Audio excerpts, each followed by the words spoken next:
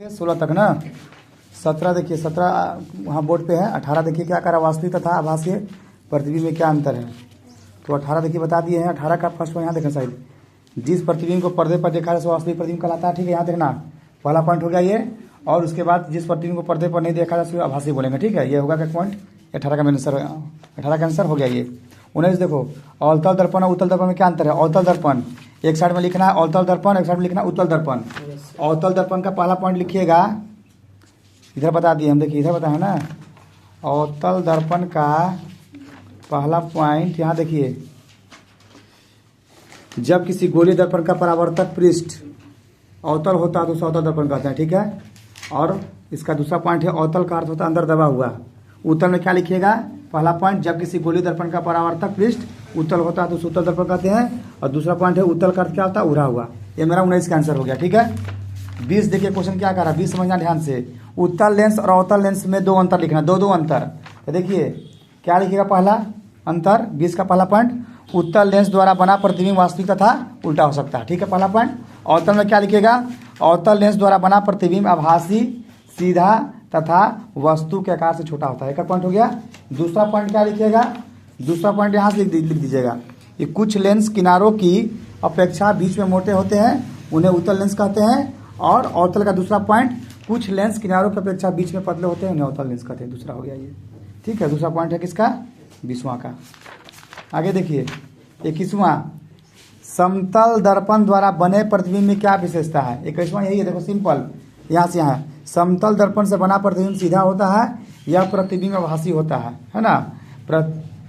आभासी होता है, प्रतिबिंब का आकार वस्तु के आकार के बराबर होता है। यहीं से यहीं तक लिखिएगा, कोई दिक्कत नहीं है।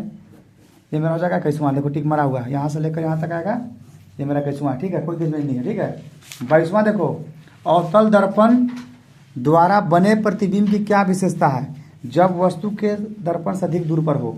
तो देखिए अवतल दर्पण द्वारा बना प्रतिबिंब वास्तविक तथा उल्टा हो सकता है, यह प्रतिबिंब वस्तु के आकार से छोटा, बराबर और बड़ा तीनों हो सकता है। ठीक है, याद रखना, यही आंसर आता लिख देना बस। 22 हो गया। 23 के क्या कह रहा है, आपके खुद का प्रतिबिंब उत्तल दर्पण में कैसा दिखाई देगा।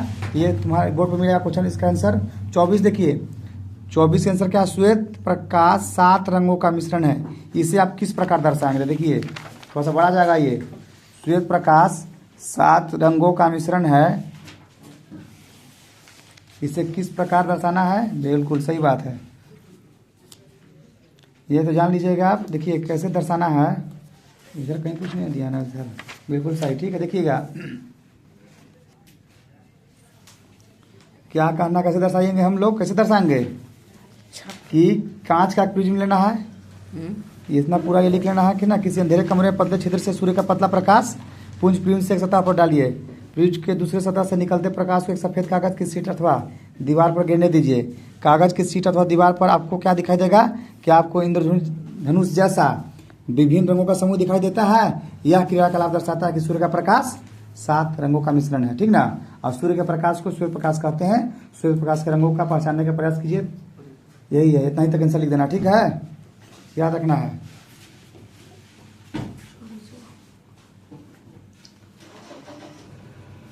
ये हो जाएगा मेरा दर्शाना ना है जी, दर्शाइए। यहाँ से हो जाएगा 24वां। ठीक है, शुद्ध लिख देना। नोट में सब पेंटिंग बना देंगे। हाँ बना सकते हो, ठीक है। या अगर आपका आंसर ये भी आंसर हो सकता है, एक श्वेत प्रकाश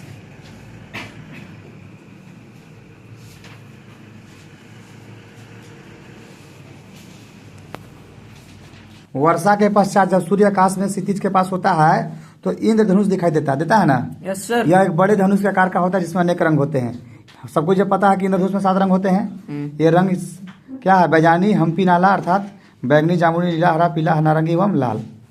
इससे पता, इससे प्रतीत लिखना लास्ट में, कि इससे प्रतीत होता है कि सूर्य का प्रकाश क्या है, 7 रंगों का मिश्रण है ना।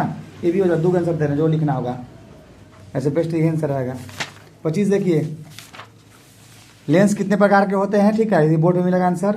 26 देखो, वास्तविक प्रतिबिंब क्या है। देखिए वास्तविक प्रतिबिंब क्या है, अब बता रुक जाओ। वास्तविक प्रतिबिंब सुन लो पहले, वास्तविक प्रतिबिंब किसको बोलेंगे? जिस प्रतिबिंब को पर्दे पर देखा जा सके, ठीक है। Yes, sir. इसको बोलेंगे वास्तविक प्रतिबिंब। और उदाहरण इसका क्या है कि सूर्य का प्रतिबिंब सिनेमा हॉल के पर्दे पर दिखने वाला चित्र, याद रखिएगा। इसका उदाहरण है सूर्य का प्रतिबिंब सिनेमा हॉल के पर्दे पर दिखने वाला चित्र। आगे आइए, बोर्ड पर देखिए, क्वेश्चन समझ के साथ करना। 17 नंबर देखो क्या कर रहा है। 17 नंबर क्वेश्चन क्या रहा है? 17 नंबर क्वेश्चन देखिए क्या कह रहा है। 17 नंबर कि गोलीय दर्पण कितने प्रकार के होते हैं? इनमें से कौन सा गोलीय दर्पण वास्तविक प्रतिबिंब बनाता है? देखिए, तो गोलीय दर्पण 2 प्रकार के होते हैं, ठीक है। कितने प्रकार के होते हैं? 2। कौन कौन? उत्तल और अवतल, याद रखना है ना। आगे देखिए, बाकी 23 नंबर लास्ट बच गया था। 23 क्या था कि आपके खुद का प्रतिबिंब उत्तल दर्पण में कैसा दिखाई देगा? कैसा? तो प्रतिबिंब आभासी, सीधा तथा छोटा दिखाई देगा। क्लियर है। 25 नंबर क्या कहा? लेंस कितने प्रकार के होते हैं? 5 चीजों का नाम लिखे जिनमें लेंस का उपयोग होता है।